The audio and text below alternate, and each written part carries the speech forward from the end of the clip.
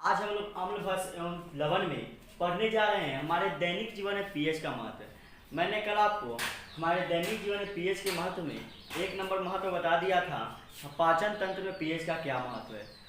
पाचन तंत्र के बाद 2 नंबर है पीएच परिवर्तनों के का दांतों पर प्रभाव, मतलब हमारे दांत पर भी पीएच मान का जो क्या महत्व पड़ता है उसके बारे में आज हम पढ़ने वाले हैं। देखते हैं इसके बारे में। जब हम शर्करा युक्त भोजन करते हैं, जब हम शर्करा युक्त भोजन करते हैं तब हमारे मुंह में मौजूद बैक्टीरिया द्वारा अपघटित होकर अम्ल बनाता है। क्या होता है, जब हम भोजन करते हैं शर्करा युक्त तो हमारा मुंह क्या करता है, उस हमारे मुंह जो बैक्टीरिया होता है क्या करता है, वो अपघटित होकर अम्ल बनाता है। क्या बनाता है? अम्ल बनाता है। जब मुंह का पीएच मान क्या करता है, अम्ल बनाता है। उसका जब मुंह का पीएच मान 5.5 से कम हो जाता है तब दांत के दंतवल्क क्षतिग्रस्त होने लगते हैं। जब पीएच मान मुंह का 5.5 से अगर कम हो जाएगा तो दंतवल्क क्या हो जाता है, क्षतिग्रस्त होने लगता है। हमारे मुंह का लार हल्का क्षारीय होने के कारण कुछ अंश तक अम्ल को उदासीन कर देता है। हमारे मुंह में क्या होता है, लार बनता है। लार बनता है तो लार क्या करता है, दांतों के जो ऊपर होते हैं ना, जो दांतों के ऊपर होते हैं ना, उसको क्या करता है, कुछ को नष्ट कर देता है, कुछ को उदासीन बना देता है बचे हुए अम्ल को नष्ट करने के लिए। और जो बच जाता है उसको नष्ट करने के लिए हम टूथपेस्ट या नीम के दातुन का इस्तेमाल करते हैं। देख लीजिए किसका इस्तेमाल करते हैं, टूथपेस्ट या नीम के दातुन का इस्तेमाल करते हैं। किसको हम दांत साफ करते हैं, वही इसको अम्ल को उदासीन करने के लिए। फिर से देख लेते हैं पीएच परिवर्तन दांतों का प्रभाव क्या होता है। जब हम शर्करा युक्त भोजन करते हैं तो क्या बनाता है, मुंह में क्या बनता है, बैक्टीरिया जो क्या करता है, अम्ल बनाता है। अम्ल जब हमारे मुंह का पीएच मान 5.5 से कम हो जाता है तो दंतवल्क हमारा क्या होने लगता है, क्षतिग्रस्त होने लगता है। इसी को बचाए रखने के लिए हम क्या करते हैं, नीम के दातुन या टूथपेस्ट का इस्तेमाल करते हैं। उसके बाद 2 नंबर है थकान के समय शरीर के मांसपेशियों में अम्ल की उत्पत्ति। थकान के समय जब हम शारीरिक कार्य करते हैं, बोझ ढोते हैं, दौड़ते हैं, तो क्या होता है, हमारे शरीर में क्या लैक्टिक अम्ल बनता है। क्या बनता है, लैक्टिक अम्ल बनता है, जिससे हमारा शरीर दर्द और करापन होने जाता है। होता क्या है, जो हम शारीरिक काम करते हैं तो हमारे शरीर में क्या होता है, लैक्टिक अम्ल बनता है। जैसे बोझ ढोते हैं, उसके और कोई काम करते हैं, जैसे उसके बाद दौड़ते हैं, तो क्या होता है, हमारे शरीर में कौन अम्ल बनता है, लैक्टिक अम्ल बनता है, जिससे हमारा शरीर क्या होता है, शरीर में दर्द होने लगता है और शरीर हमारा कड़ा हो जाता है। इस कारण ऑक्सीजन की आपूर्ति कम हो जाती है। इस कारण क्या होता है, जब लैक्टिक अम्ल बनता है तो उसमें ऑक्सीजन की आपूर्ति कम हो जाती है, जिससे ऊर्जा का उत्सर्जन भी कठिन हो जाता है। यानी 2 नंबर 3 नंबर क्या हुआ, पीएच परिवर्तन का दांतों का प्रभाव और थकान के समय शरीर के मांसपेशियों में अम्ल की उत्पत्ति। आगे देखते हैं इसमें।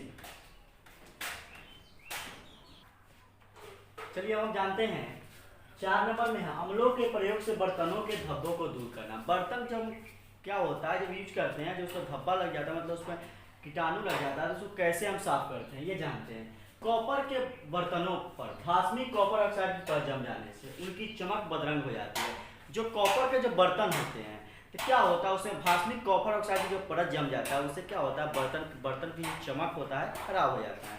बर्तन की चमक क्या हो जाता है, खराब हो जाता है। किसके कारण, भास्मिक कॉपर ऑक्साइड के परत जम जाने के कारण उनकी चमक क्या हो जाती है, खराब हो जाती है। चूंकि नींबू के रस में सिट्रिक अम्ल रहता है, और नींबू के रस में कौन अम्ल रहता है, सिट्रिक अम्ल। इससे पिछले वीडियो में मैंने आपको बताया हूँ। अतः बर्तन की सतह पर नींबू के एक टुकड़े से रगड़कर साफ करने से बर्तन की चमक वापस लौट आती है।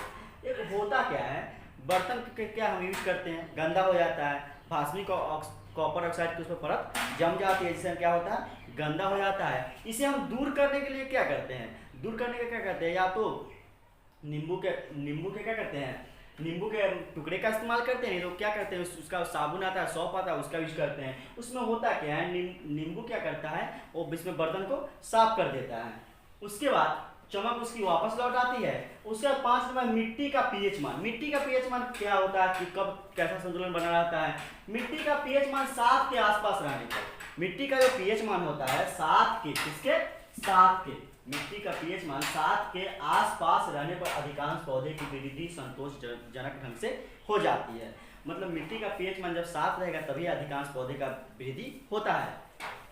मिट्टी के अत्यधिक अम्लीयता, मतलब मिट्टी में अगर अम्लीय बढ़ जाए या क्षारीय बढ़ जाए तो क्या होता है, पौधे की वृद्धि रुक जाती है। होता कब है, 7 पर होता है, 7 से बढ़े तब पर भी रुक जाता है, या घटे तब पर भी रुक जाता है, बारिश हो जाती है। मिट्टी की अम्लीयता को कम करने के लिए उसमें कली चूना अगर उसकी अम्लीयता को अगर बढ़ गया है तो कम करने के लिए क्या करेंगे, उसमें कली चूना, भखरा चूना या कैल्शियम कार्बोनेट का हम इस्तेमाल करते हैं। उसके पीएच मान को नियंत्रित कर सकते हैं। किसे किसे यूज करते हैं, कली चूना, भखरा चूना या कैल्शियम कार्बोनेट का इस्तेमाल करते हैं। देख लीजिए मिट्टी का पीएच मान, मिट्टी का पीएच मान 7, कितना, फिर समझिए मिट्टी का पीएच मान 7 रहेगा तभी अधिकांश पौधे का वृद्धि संतोषजनक ढंग से हो पाएगा, अन्यथा अगर बढ़ गया या घट गया तो पौधे की वृद्धि रुक जाती है। इसे दूर करने के लिए कली चूना, भखरा चूना या कैल्शियम कार्बोनेट का हम इस्तेमाल करते हैं। अम्ल के प्रयोग से बर्तनों के धब्बों को दूर कैसे करते हैं, क्या होता है, कॉपर के बर्तनों पर कॉपर ऑक्साइड का जो भास्मिक कॉपर ऑक्साइड का जो परत जम जाता है जिससे बर्तन की चमक खराब हो जाता है, इसे दूर करने के लिए हम किसका इस्तेमाल करते हैं, नींबू का या सर्फ या साबुन का इस्तेमाल करते हैं, जो कवाती बर्तन धोने वाला साबुन आता है। आगे देखते हैं,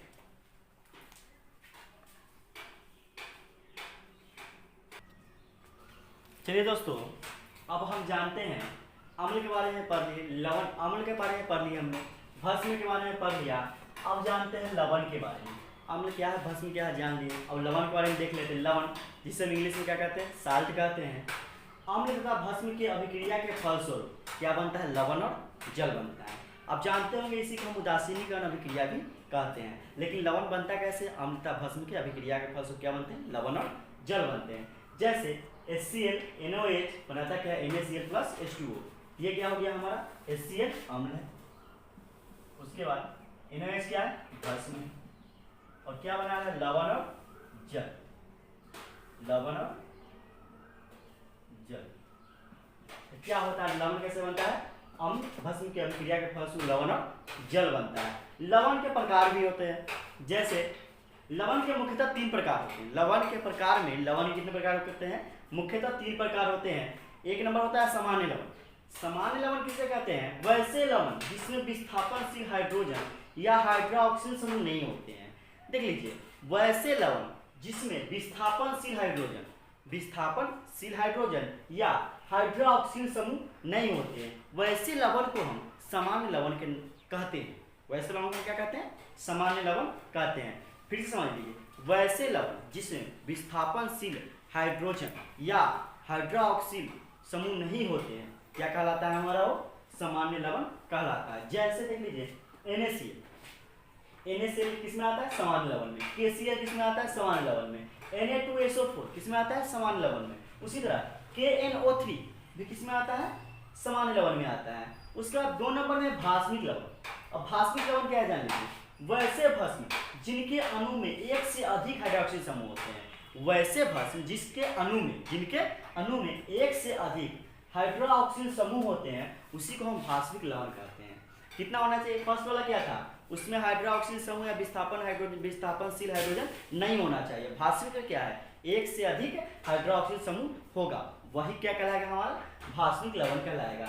PbOH का होल 2 प्लस HNO3 अभिक्रिया करके PbOH NO3 प्लस NO3 बनाता है। क्या होता है, इसको हम क्या बोलते हैं, NO3 को भास्मिक लवण कहते हैं। क्या कहते हैं, भास्मिक लवण। यहाँ NO3 नहीं होगा, यहाँ H2 यानी जल बनाता है। तो किस PbOH का NO3 का नाम जो है भास्मिक लवण यही बनाता है और इसको हम भास्मिक लेड नाइट्रेट के नाम से जानते हैं। PbOH NO3 को क्या कहते हैं, भास्मिक लेड नाइट्रेट कहते हैं। थर्ड वन है अम्लीय लवण। क्या है, अम्लीय लवण। इसके बारे में हम पढ़ेंगे, जानते हैं क्या है ये। चलिए दोस्तों अब हम जान लेते हैं अम्लीय लवण के बारे में। बताया ना तीसरा लवण कौन है, अम्लीय लवण है। वे लवण जो किसी भस्म के द्वारा किसी अम्ल को अपूर्ण उदासीन के फलस्वरूप बनते हैं। कैसे बनते हैं, अपूर्ण यानी पूर्ण उदासीनीकरण उसका नहीं होता है, अपूर्ण होता है, तो इसी को क्या कहते हैं, अम्लीय लवण कहते हैं। किसके, भस्म के द्वारा। किसके द्वारा, भस्म के द्वारा। उदाहरण के लिए देख लीजिए H2SO4 प्लस NaOH सल्फ्यूरिक अम्ल प्लस सोडियम हाइड्रोक्साइड की जो अभिक्रिया होता है NaHSO4 बनाता है प्लस जल बनाता है। तो NaHSO4 बनता है, यही हमारा क्या कहलाता है, अम्लीय लवण कहलाता है। सोडियम बाइसल्फेट इसी के नाम से हम नाम से जानते हैं।